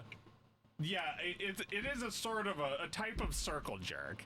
Because people all agreeing with each other, that's not what art is about. Art is about, like, being Kristoff. It's like being an asshole. It's being asshole God. It's like, you guys don't remind me of asshole God. You just remind me of, like, the people in my class or something. Yeah, who are like, you know what I heard today? Listen to this quote I heard. Oh man, that's really good. Or like, hey guys, check out this video, check out this book I saw, check out this thing. And you're right. It's just like sitting in a classroom with your friends. Yeah. Yeah, I mean, unfortunately, I don't really consider a lot of people online to be my friend. I think we all kind of thought that, or maybe it was just me. Oh yeah, everyone thought it. Everyone thought it. And now everyone thought it. Not true. Very bad. Wrong. Very wrong. And it's hard. It hurts because I realized over time that the people you talk to on the internet are not your friends. They are. My friend Tessa said this. They're your neighbors. Yeah. So you might wake up every morning and say hi to them in your underwear for like years. But if you ever move away, you're probably never going to talk to them again. Yeah. So when Twitter crashes and burns and you move on to Blue Sky, when that crashes and burns, you move on to whatever the fuck. Yeah, Red Ocean. Yeah, Red Ocean. You're just going to have different friends in all of those places, different neighbors on the internet. Yeah. I was reminiscing about how when I was like 13, I would go on like the Earthbound site, and everybody I knew was also an Earthbound fan, which is kind of weird when I think about it. It actually seems kind of off. Not that, I mean, I actually really liked those people. I'll continuously make excuses for Earthbound fans today. But, like, I'll see something and say, oh, it's fine if Earthbound fans do it. Like, people make remixes, like high def versions of the songs from this game. I'm like, sacrilege. Yes. You go back to church right now. When Earthbound fans do it, I'm like, it's all right. It's not too bad. You're forgiving because of those years. Maybe. I think I have a little bit of a bias. Yeah. Because Earthbound fans just are better. Because Earthbound isn't even a thing. It's literally just art because they didn't bother to market it. They didn't release the games. They pretend they don't acknowledge them. They pretend they don't exist. They don't. They don't. The fans they are just, own that. The fans are just like little weeds growing in the cracks of society. like America, this game about America, and they pretend it's not even real. And secretly, it's the only thing I care about. It's the only thing that's real. Yeah. That's lovely. That's really nice. Yeah. Do I have anything like that? A little like sad, but nice. Yeah. I feel like those people still haven't moved on. They're all still trying to make Earthbound. They're all still trying to recreate what that game made us feel. I mean... Mad, I guess, because that's how I felt. Yeah, I mean, when I try to think of, like, my version of that, like, not necessarily something that went unrecognized, but something that went aggressively unmarketed. Yeah. Was Calvin and Hobbes. Yeah. He fucking refused. And he's the only one who ever did. Yeah. And, it's one of those things where people will be like, well, not every cartoonist has the ability to say no to a deal with MetLife. Calvin Snoopy crossover? When? Stupid? Terrible? Sign me up. He didn't want shitty little greeting cards with his characters on them. He didn't want some stupid voice actor doing the voice of Hobbes. Oh my god, you fucking people. Don't get me started on how sick I am of people doing voices. They don't have voices, okay? No. You know what I mean. They don't have voices. You hear their voice as in like a faraway echo in your head. Yes. It's just your voice. It's your voice, but like a little different tonally. It's not voiced. It would be an animated show if it was voiced. Yeah. Calvin is a classic character, just like Popeye, and Popeye did get a voice, but that voice was already there, even in print, right? Yeah, that's true. That's true. Calvin doesn't have like any sort of like affectation in the way his words are written. He just speaks in plain English, so it's for you to decide what he sounds like. Yeah.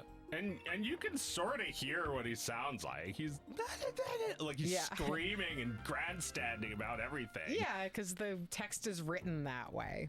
Well, I guess if the voice really was just like I'd probably think that was fine. It's like Banjo-Kazooie, where it's just like another abstraction of what characters' voices are like. Right.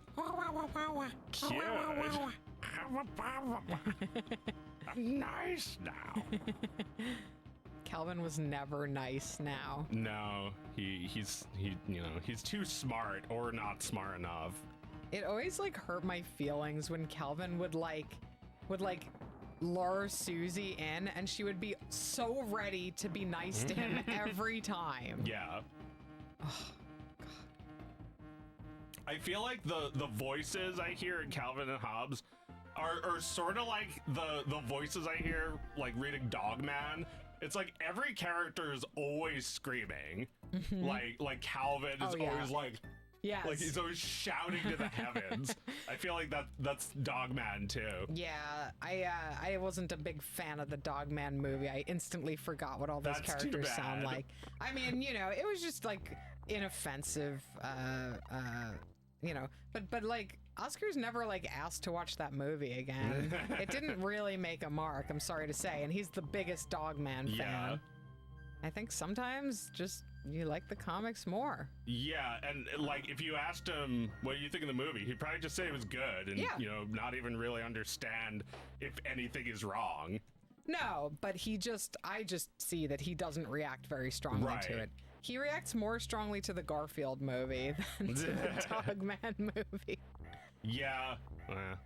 Yeah, I was thinking like I want to make a Dog of Wisdom movie. An entire movie. Yeah, like a feature film. It would just be like stupid. It'd just be like vignettes where like there's probably no or like a really loose overarching plot. Yes. And then the whole movie is just like, and then this happens. You know, like, meanwhile, you know, it's just that. It's I think just vignettes. it would be perfect. Yeah. It would be perfect for that. Yeah. Yeah. I've thought about like people want me to make Dog of Wisdom 4 and I don't want to, but I would make a Dog of Wisdom movie. I'd have to find some funding, I guess. Yeah. I need to fund this. I need to fund this. Can I fund this? I need to fund this humongous. Yeah. You need like $1 million to make a feature film. Yeah, you do. And that's like a micro budget. Yeah. Did you know what the computer can do? You don't Yeah, need $1 Ralph. million. Do a $5. A couple guys. The computer. Guys. Just do the AI thing. Just get Midjourney. Who cares? I don't care if it looks like crap. Yes. Ralph Bakshi doesn't care if it looks like crap. Yeah, but he's right. Yeah. I was like making Papa's Catito before, and like I was watching it, I was like, oh, I guess I uploaded it without fixing that error. But like, it didn't matter. No. Like, I didn't have to fix that error. You're not gonna notice it. The thing is that like Midjourney is not gonna make it look like the right kind of crap. No, it's gonna look too good, Yeah. but bad. Yeah, It's gonna like look better and worse in the bad ways. Yeah. Yeah. You know, you don't want something looking like fucking North Korea. Yeah. I mean, Midjourney isn't for like finished work, really. No. Well, actually, I do use it for Papa's Catito, but your eyes aren't focused on that. I'm not trying to pass it off as my work or anything.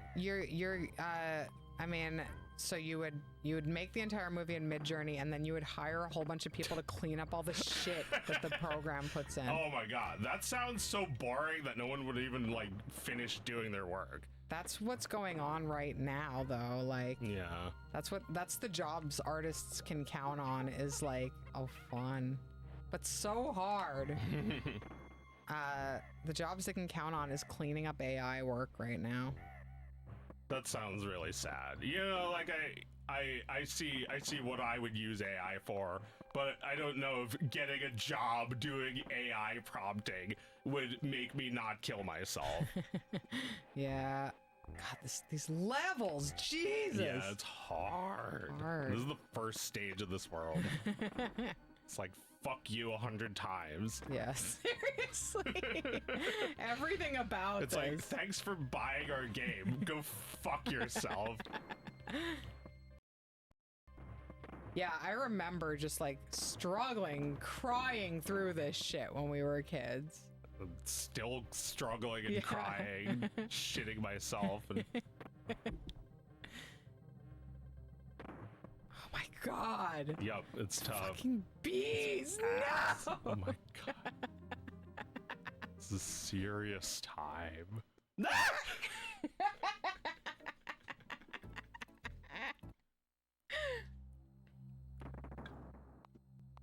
We got about 25 minutes left. All right, you want to switch the game? Oh, it doesn't matter. I'm just Okay. letting you know.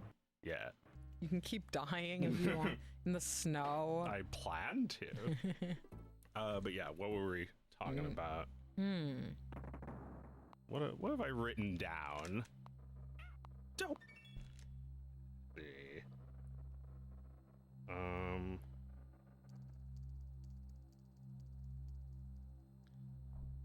Well, we were just talking about AI, so let's talk a little bit about AI Notepad. I gotta push back a little though against the anti-AI stuff because in Notepad, I admit, it's a really dumb fucking feature. You should never put AI in Notepad. But you can turn it off. You don't have to tweet.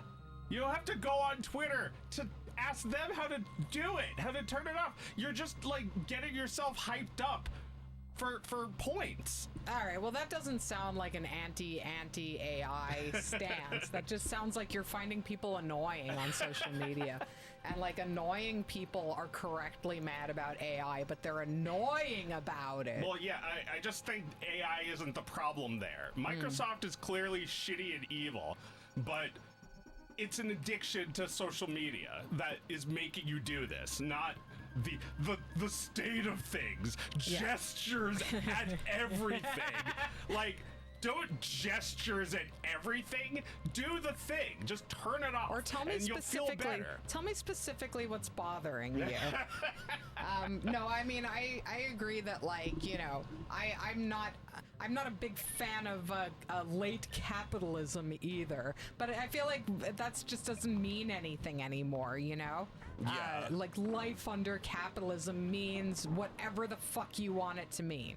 Yeah, well, you know, I thought it meant like climate change and shit, but no one's even talking about that. No one's talking about that at all anymore. It's like, you know, there's this like Zizek would post like a picture of two women shopping during a flood, and there's water up to their ankles, and they're holding like their giant bags above the water. And the caption says, "It's easier to imagine the end of the world than an end to capitalism." Yeah. And the women are just like smiling. This But I yeah, like. That's what I think of. I think of climate change threatens all of us, and we're doing nothing about it. We're doing nothing about it. Yeah. No, I think that's absolutely true. I mean, people are blaming AI for that because AI is creating an enormous amount of energy waste. Yeah. So it's not helping. But even before AI, we were already wasting too much energy. Yeah, we're always wasting too much energy. I feel like the AI energy thing, you know, maybe you should only really think about that if you're using it. You know, maybe because you want to use it responsibly. I feel like if you're just talking about how AI bad because energy, you're ignoring all the other things that are a waste of energy, like tweeting, for instance. It's an addiction. You're not saving anything. Shut the fuck up, Mark Hamill. Get off of Blue Sky. Go back to Twitter. I hate Mark Hamill on Blue Sky. I hate that he's there. I hate Ellen DeGeneres and George Takei. I don't want them there because all they do is what they did before. Oh yeah, no, Blue Sky is invaded by libs. But no, you're wrong, Joe, because like the AI fucking starts working whether you asked it to or not. I type something into a search engine and the AI starts working away without my permission. I'm wasting energy without even meaning to. Yeah, well, that's because every search engine has an AI thing. Yeah. And, you know, the times where I end up using it or like it's like you can ask it a question, but I'm not talking to you. Like it just like doesn't care if you were talking to it or not. It just makes you use it. Everybody is being forced to use it. So like if you're like thinking, if you're constantly stressed about like climate change and energy waste and you're being forced to use this thing, it'd be like if somebody was forcing a hamburger in my mouth. Like this thing that I just simply cannot do because it causes me too much distress. We're not forced to use it. We all opted into these shitty fucking tech companies like Apple and Microsoft. We didn't know they were going to do this 20 years ago. But we knew how evil tech companies were. We knew how evil Facebook was. We didn't know that. We knew this 10 years ago. 10 years ago, yes. 10 years ago, yes. And, you know, 10 years ago, long time or not? I feel like I can't even get a read on that. No, time has really flattened out. Everyone's kind of forgotten 10 years ago. 10 years ago is longer ago than we even realize. You look at a screenshot from 10 years ago and scream at like everything looks different. Yeah, people look old. Like their hairstyles make them look old. Yeah. Yeah, I mean, 10 years ago, everyone's icon was like them as a Simpsons character. That's how fucking long ago A it was. Mad Men character. Yeah, like a shitty maker. Yeah. 10 years ago, Obama was still president. Yeah. Yeah. Very different. Different time. Terrible time. Bad time. Now time. Very good. Very goodly. Bigly good. So sad. Well, don't. Oh my god. You're powering through. It's a little shit at the beginning of the level. But yeah, that's all I wanted to say about that.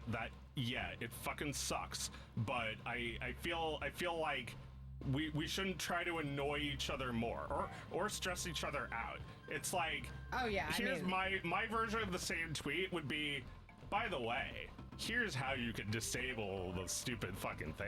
Oh yeah, I do see those. Not just like complete hopeless loss of all hope and Yeah. sanity and dignity. I mean, Microsoft is demonic. Like, Well, we yeah, have I'm not known, arguing against that. No. we've known Microsoft is demonic for a while, and like, yeah, they're gonna make all their programs that actually worked terrible. You should disable them. More like word bad. Word bad. You should disable all this shit, and you should find an open source text software to use. Should not let anybody do that for you. Notepad is your right. Just take your rights back. You have the right to fix Notepad. I did it and forgot I did it. Yeah, no, I don't think we should have to. We shouldn't have to, and that's the whole point they made the tweet. But I'm saying that this idea, we shouldn't have to. It's like, you're not gonna make change by like trying to control. Like I keep seeing people saying, you're not bullying the right people. No one's the right people to bully. These decisions are probably being made by AI. You're not gonna make change even by like getting everyone to agree with you. Right. You're not gonna change hearts and minds by bullying them. No, it's not going to work. You're just going to help everyone else become miserable. Yeah, no, I mean, I know what you're saying. Like the things people are saying are... It's beneficial to them that everyone's miserable with them. Yeah, well, they're just, they're addicted, and it feeds their addiction to complain in a way that gets engagement. I need that to go away as much as I need AI to go away. I would love for that day to come. I would love for a day to come where, like, I don't know how it would happen. How would it happen? Why did you... What assholes? They did that on purpose. I know. How would it happen that social media and AI both stopped working one day? Has that day not already come? We're already off of Twitter because it just simply doesn't work. Even when I hated Twitter, I admitted it works. Now it's dead, as everyone says. It's dead because it doesn't work. Well, it's just like everyone's a stupid motherfucker, and it's because they're not real people. Right. There's just like a bunch of engagement bots on there. Like, not real people. Even if they are real people, they're being briefed on, like, how to farm engagement every day. Everything is just how to scam people. Yeah, so it's not like even real anymore. So like when all of social media is a leper colony, then it won't exist anymore. But people are just gonna keep on, being little crabs and getting in a new shell. Well, yeah, like Blue Sky is currently everyone's new fix. Yeah, but you're right that it's already like turned into the exact same thing. And I blame celebrities.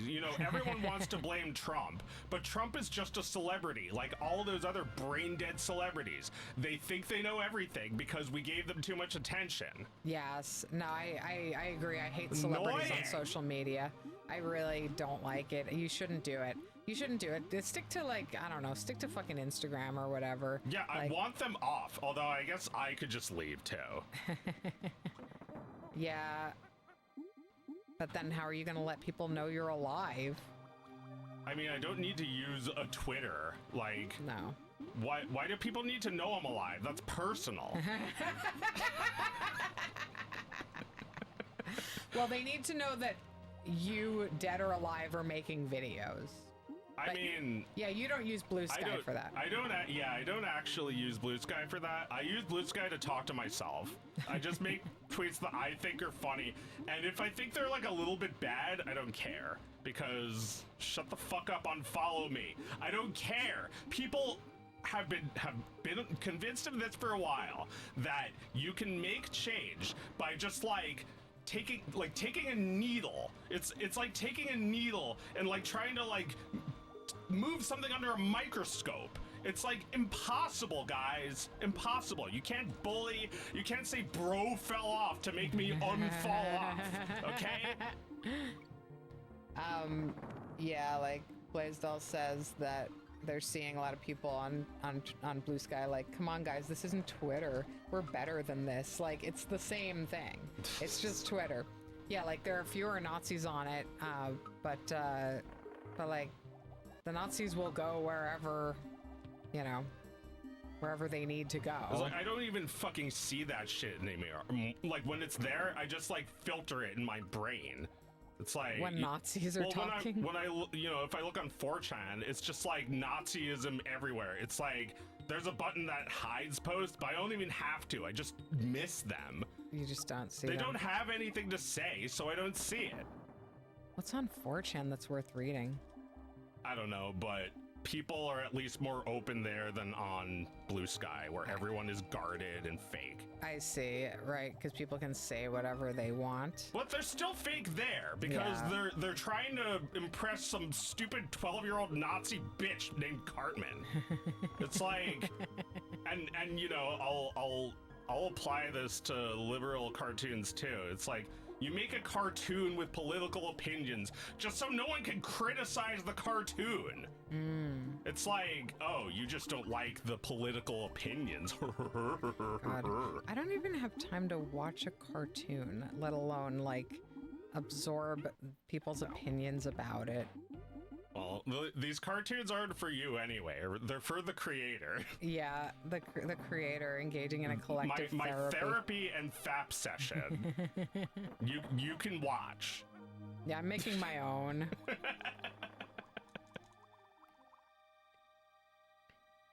these levels. Yeah. Holy shit. Yeah, it's a bast and a half.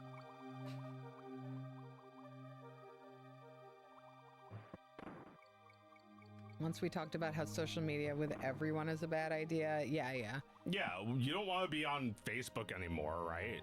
No, Like because I don't want to know. Your parents are there, your exes are there. It's like, what the hell are you gonna say?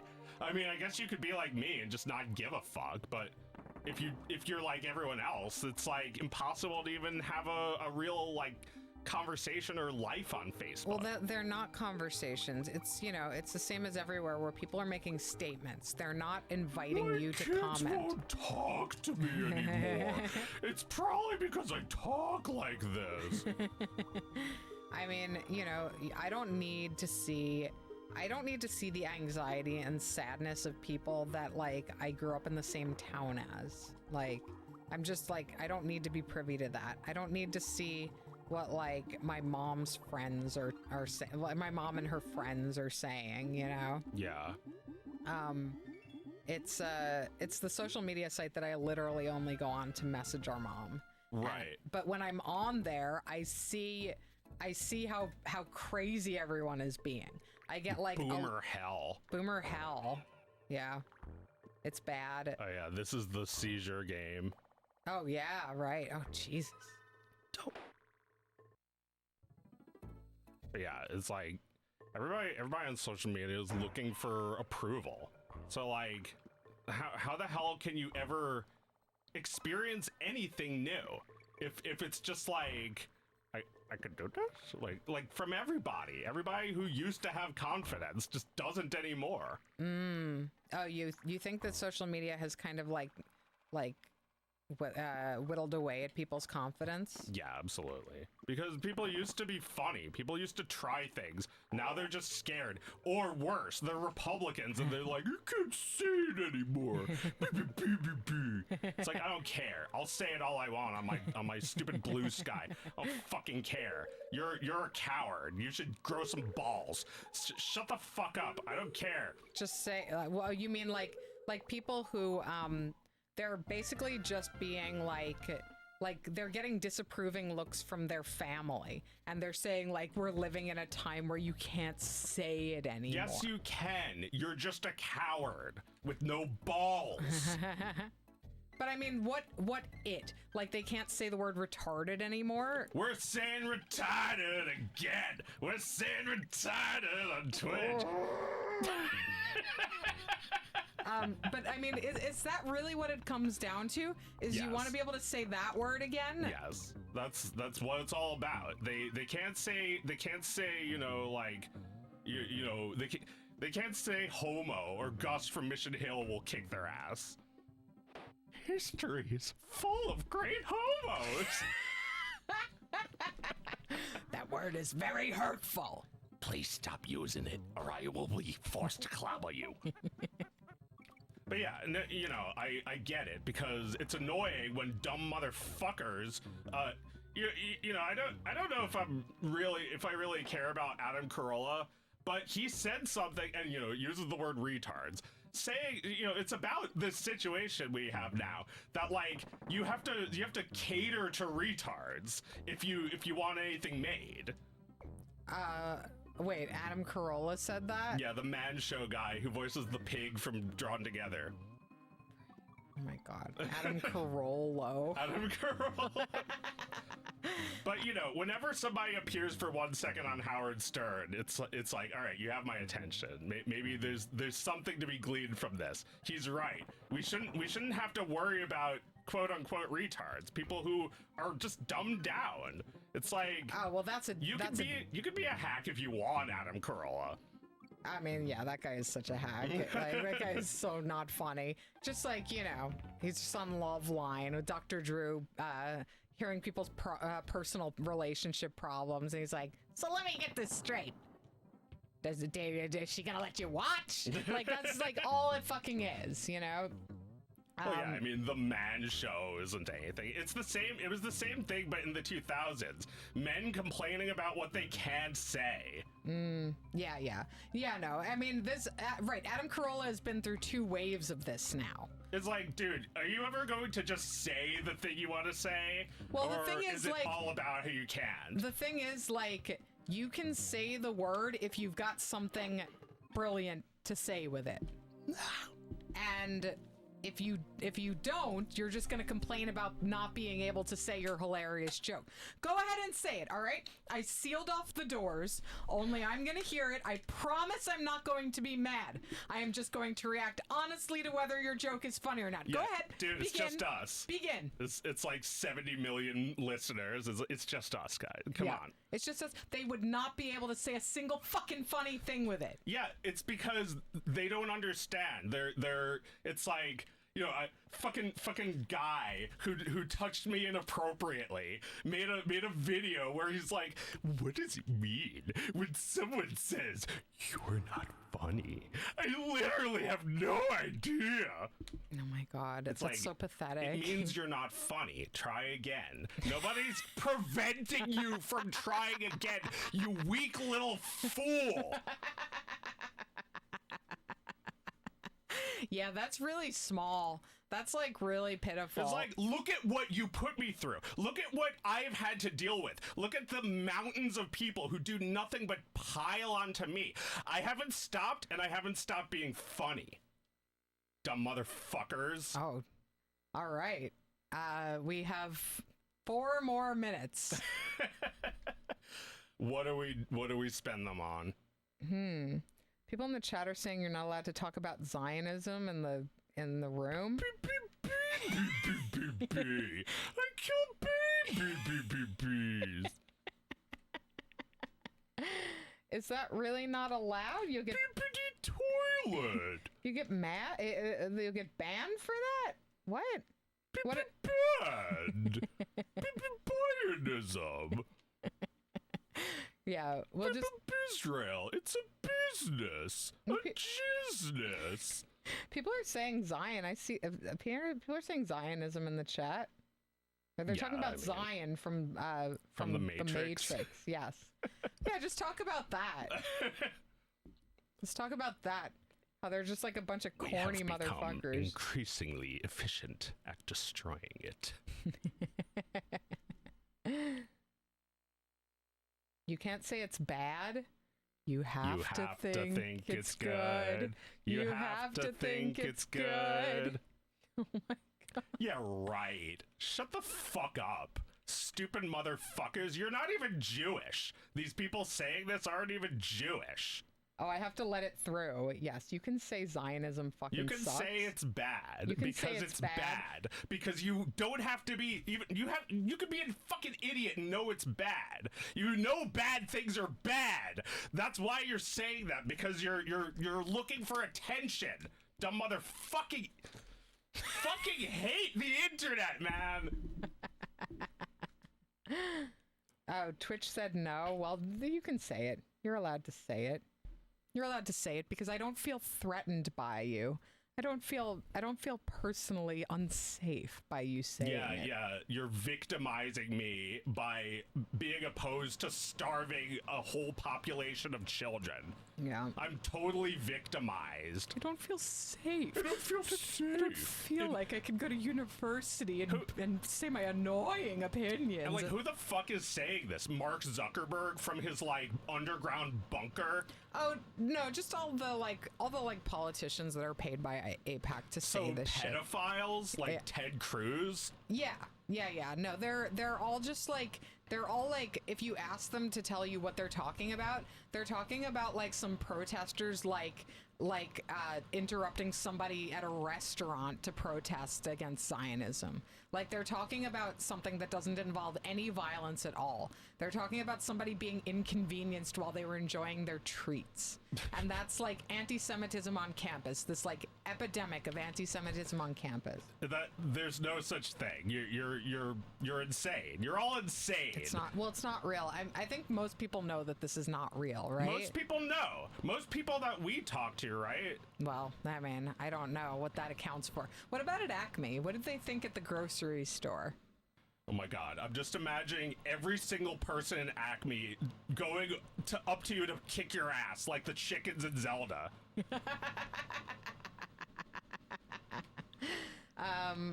Yeah, no, I mean, I think, you went to college with Barry Weiss's wife. Did you, I don't know. Did you ever get in a fight with her? Oh my god. It's like, go get in a fight in, like, under a bridge with a homeless person. It's the same fucking thing. It's the same amount of junkie. She was normal. She's normal. Yeah, well, yeah, it doesn't take much. You don't have to be very strange to just be, like, mundanely evil.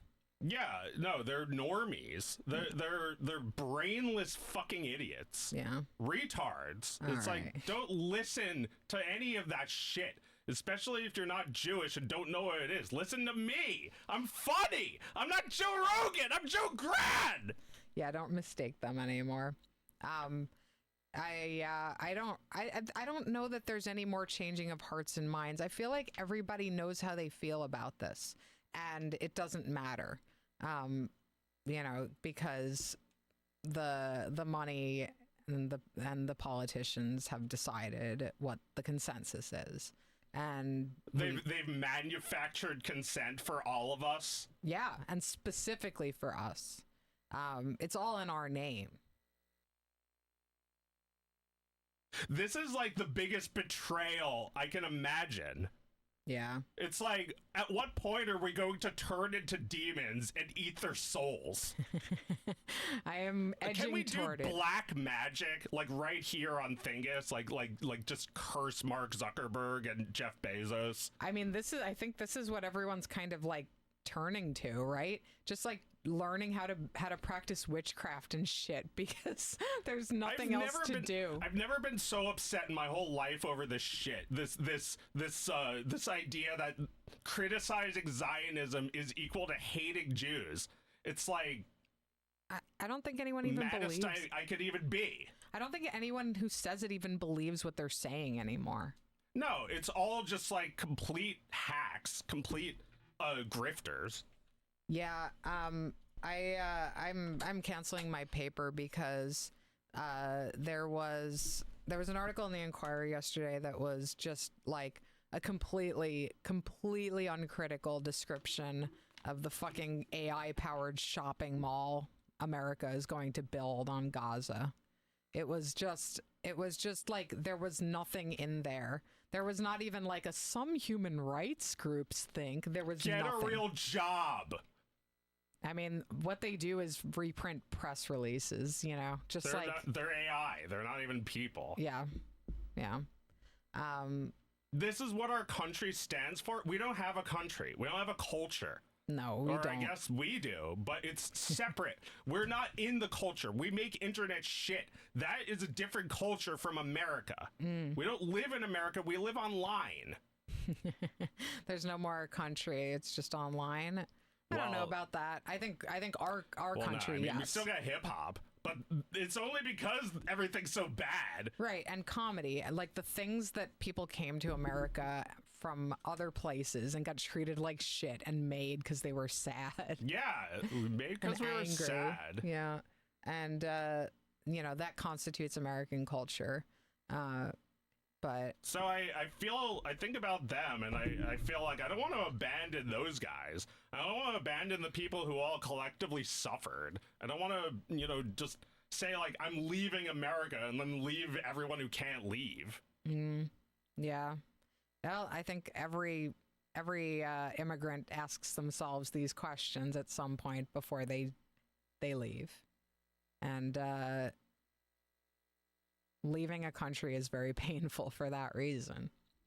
But I am getting much closer to that point. I don't know how I can continue to be a part of this for the rest of my life.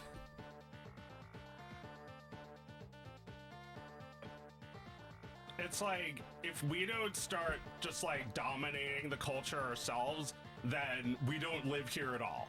Because what we make is so much better and more important than everything on TV. I'm sorry, but it's so.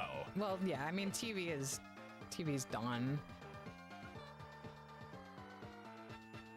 It's like, give me money, fund my life. Everything's so unfair to me. It sucks. These are the dark of night thoughts. I think it's easy to feel like personally put upon at 10:50 at night. Oh, you want to go to Europe and do LARPing? You say there are great LARP scenes in Europe. There was one good bit of reporting in the Inquirer next to this article about the shopping mall that Gaza is going to become. It was about the furry convention in Philadelphia. And maybe this is the note I want to go out on. It was just nice to see an article that is sort of, I wouldn't say anthropologically curious because it's more like anthropomorphically curious, right? About what furries do? Is that just a sex thing? Well, yes, but it's a bit more complicated. It was just nice to read one of those articles about furries, just like they explain like I'm 5 what furries are. Yeah. Kind of thing. And furries have been eating shit in the culture for years. It doesn't matter to them. They construct elaborate fursuits to have sex in. because it gives them so much happiness. Well, you know, it's not like I would know this or anything, but some furries may have told me that they feel weird in the furry community now because it's just too many people. It used to be this really, like, queer thing to be a furry. It used to be this, like unspeakable thing. And now you go to a fur con, it's just like the whole fucking town is there. Oh, man. Oh, man. Way to ruin the thing I was just setting up.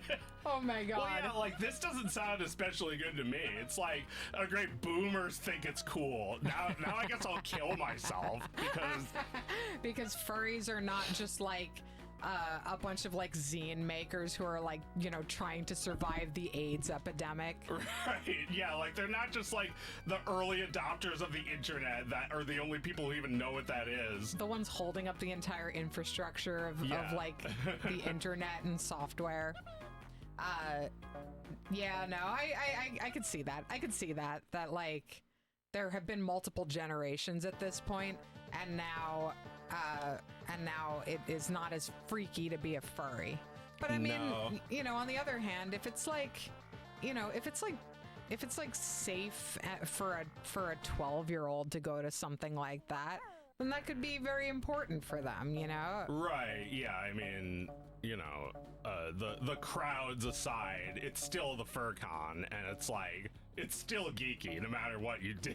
Oh yeah, no, it's not cool. Well, maybe they're trying to make it cool, and I don't know if that's the right way. Right, I don't know that they chose to write an article about it. I think that just happened because a lot of people show up at the festival every year. Yeah. You have a furry con for enough years and people show up. Anyway, we should wrap it up. We've decided, the consensus is, America is not a country anymore. Furries are not a true subculture anymore. and Jews are question mark? Yeah. We'll figure it out next week, I guess. The Jewish question, everybody. What the fuck are they? Do they hate us? Are they nice? Oh no. It's like, I'm nice. I've actually felt this since I was a kid. This idea that everyone who found out I was Jewish suddenly was afraid of me. Like I was gonna Holocaust them. Really? Well, you know, I didn't think of it like that back then. But it's like they sort of like freeze up if you say you're Jewish. It's like they think back to everything they've ever said and wonder if they've offended me somehow. It's like, I'm going to kill you! Right. They're like, it's like that time when you were a little kid and you were watching like some other older boy who wasn't your brother play an arcade game and you're like, wow, you're really good at that. And I was like, that's not Artie. And you ran away.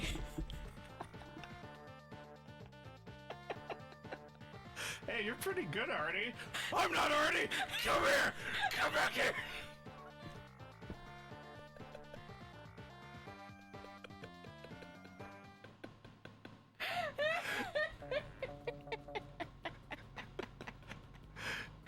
Yeah.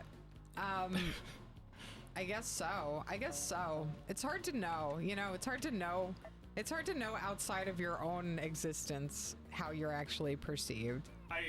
I guess, you know, we have the same kind of problem internally. We approach a lot of our own lives with like guilt and fear. You know, we have anxiety about ourselves, and it's like, you know, I was thinking before about how like sometimes I think like people are looking at me funny, like they know I'm Jewish or something. It's like everyone knows I'm Jewish. Well, I realize that, like, even if that's not the case, it's still because I'm Jewish that I'm thinking this. Right. Everyone knows I'm Jewish. Today at the library, a librarian was showing me, like, a whole bunch of books for Oscar. I asked her to help me out because I'm about to, you know, start the school year. I want to read to him. I want to get him into books. And it's like, I could, look up classics. I could pick out classics and look up some books for him. Or I could ask somebody who knows about like every book in the library. And at some point she kind of like was like, and over here we have books about the African American experience, and on the other side we have books about the Jewish experience. And I could see her kind of like tilting her head toward me. As if you need a book for that. Yeah, no, I think I know. I don't need to play. I lived it.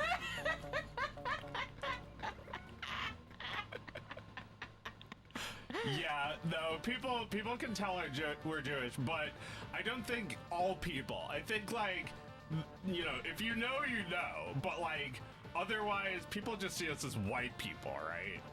I guess. I guess. I was talking to my friend about this today, and, eventually I must have said too much, and they stopped responding. But, like, I realized while talking to them that I feel like a stranger in America. I integrate, I blend in because I'm white. People see me as white, but culturally I don't feel connected to it. I feel like a foreigner a little bit, and it's really sad. That's a lot of people's experience. That's pretty typical. That's what being here does.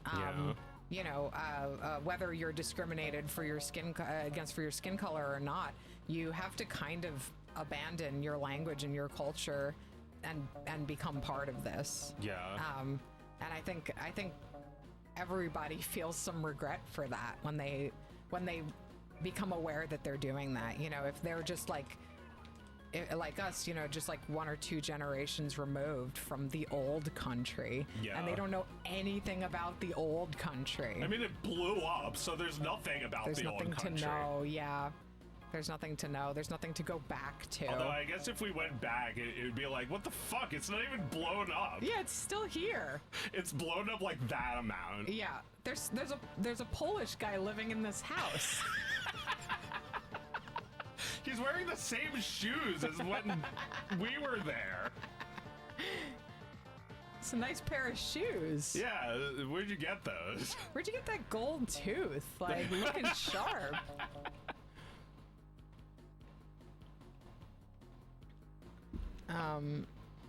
But yeah, like,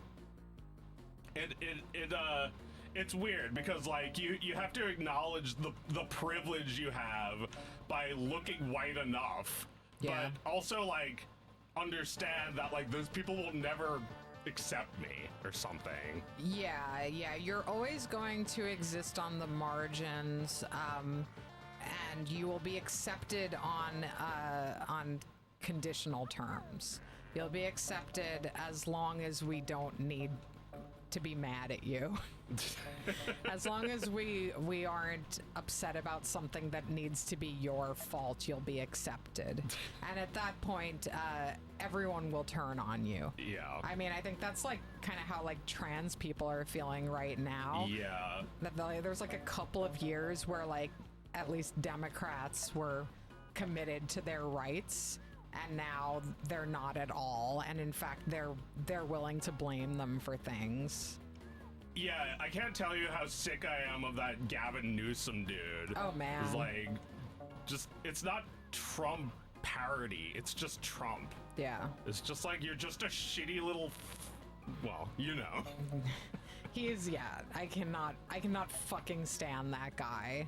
And the idea that anybody would be like lining him up is like, okay, well, there's no hope then? There's just no hope then? So the right thing to do is to hurl insults like a shitty little kid. Well, that's what Biden did. He won that election when he was like, man, shut up. Just shut up. I'm just tired of listening to you. Yeah. But no, we don't need that little fancy man to do it. I lost my hearing, so I wouldn't have to listen. I don't listen to anyone, Jack. Yeah. I have no sympathy. I'll do jumping jacks, man. There's this thing called Dracula Flow. This guy dressed as Dracula where he's just like, I have no sympathy. Never did, never will. And like, I can't stop doing it in Biden's voice. great. Shorty knew she was getting with a demon. Seems like her problem.